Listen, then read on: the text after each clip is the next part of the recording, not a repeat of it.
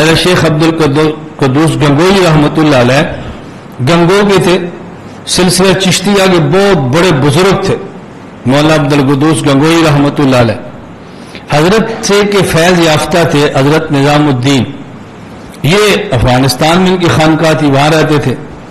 تو حضرت مولانا عبد القدوس گنگوئی رحمۃ اللہ علیہ کے اولاد میں سے حضرت ابو سعید گنگوئی، وہ گنگو سے اپنے والد کے خلیفہ فیض یافتہ ان کے پاس کے اطلاع دی میں آ رہا ہوں۔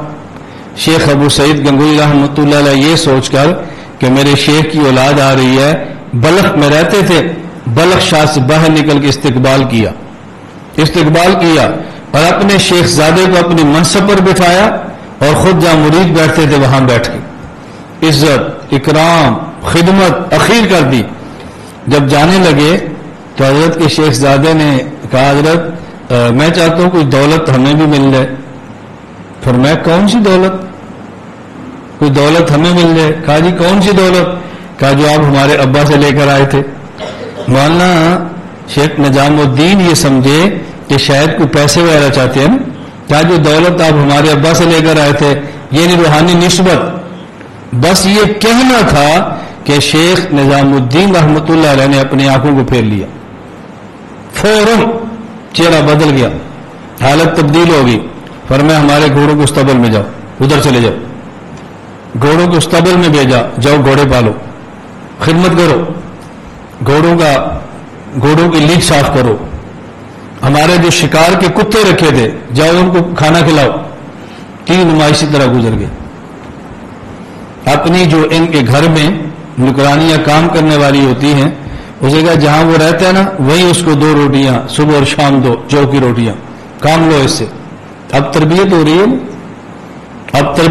اس کو وہیں رکھو۔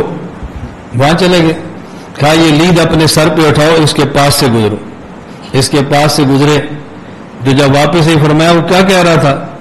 انہوں نے کہا جی وہ کہہ رہا تھا یہ ہے نا بلخ، یہ ہوتا نا گنگو، تو میں دیکھتا تو لد لے کے کوڑوں کی میں گزرنے کی۔ میں اس کا مطلب کہ ابھی مزاج ٹھیک نہیں ہوا، پھر خدمت لو۔ کچھ دنوں بعد پھر فرمایا اب پھر گزرو، اور جب گزرو نا تو ایسا کرو کہ اس کے قریب کو وہ رکھو، ٹوکرا قریب رکھو جیسے بوسوں گے، اور اگر ہو سکے تو 2-4 سوکھی اور گوبر پھینک کے چلی جاؤ۔ چلے گی واپس آئی، فرمایا کیا کہہ رہا تھا؟ انہوں نے کہا کچھ کہہ تو میں تو بس گھور رہا تھا مجھے۔ فرمایا چلو کچھ ٹھیک ہو گیا۔ کچھ دن اور خدمت دی، فرمایا اب گزرو نا اس کے اوپر گوبر گرا دینا۔ وہ پھر گزری تو گوبر گرا دیا، واپس آئی، فرمایا کیا کہہ رہا تھا؟ انہوں نے کہا جو گوبر گرایا تو فوراً اٹھے۔ فرمایا چوٹ تو نہیں لگی؟ بس چوٹ تو نہیں لگی؟ پھر گوبر اکٹھا کیا، میری ٹوکری میں ڈالا، تو مجھے کہتا مجھے بہت افسوس ہے میری وجہ سے آپ کو تکلیف ہوئی۔ اور فرمایا اس کا مطلب کہ اب ٹھیک ہو گیا۔ ہے نے بلایا، فرمایا بھی کل ہمارا شکار اور شکار کے کتا تم پکڑو گے۔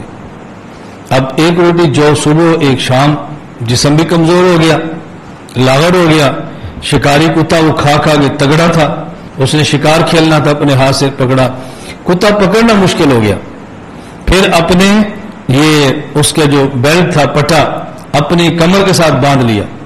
اب جو شکار ہے تو کتا دوڑا، مولانا شاہ ابو سعید گنگوئی گر گئے، چوٹیں لگی، زخم آئے، خون نکلا، لیکن چھوڑا نہیں کہ میرے شیخ نے میرے حوالے کیا ہے، میں نے اس کتے کو چھوڑنا نہیں۔ بہت مشقت برداشت کی۔ جب اسے واپس تشریف لائے تو حضرت شیخ نظام الدین رحمۃ اللہ علیہ سوئے تو مولانا عبد القدوس گنگوئی خواب میں ملے۔ فرمایا نظام الدین ہم نے نسبت دی تھی، تمہیں اتنی مشقت تو نہیں دی تھی، یہ تم نے ہماری اولاد کے ساتھ کیا کیا؟ ہم نے اتنی مشقت دی تھی۔ بس صبح اٹھے، معذرت کی، فرمایا حضرت آپ جاؤ، کمال کے درجے کے ساتھ واپس چلے گئے۔ میں صرف کیا سمجھا رہا ہوں، جب تک خانقاہ میں آنے والا بندہ اس مزاج کے ساتھ نہیں آئے گا، میں قسم تو نہیں اٹھاتا کہ شاید اللہ اپنے کرم سے اس کی تربیت فرما دے، اس کی اصلاح نہیں ہو سکتی۔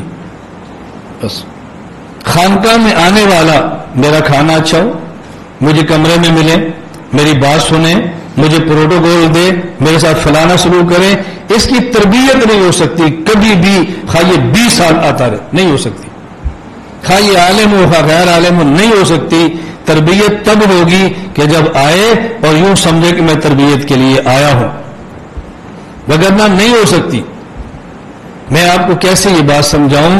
نسبتیں نہیں ملتی، گناہ نہیں چھوڑتے، ذکر کی عادت نہیں بنتی، اللہ اللہ کا مزاج نہیں بنتا۔ میں کہتا ہوں کہ آپ ٹھہرے ہو، رات یہاں ٹھہرو، بستر اپنا لاؤ، مسجد میں سو، صبح تہجد پڑھو، اشراق تک بیٹھو، ناشتہ ملے تو ٹھیک، نہیں ملے تو بغیر ناشتے کے جاؤ، اور جب خانقاہ کی طرف سلام ہو یہاں پہ رکو۔ آپ 1 سال ایسے گزار لو، آپ کا دل گواہی دے گا کہ حالت بدل گئی۔ لا الہ الا اللہ، لا الہ الا اللہ، لا الہ الا اللہ، ما لنا رب سوا، لا الہ الا اللہ،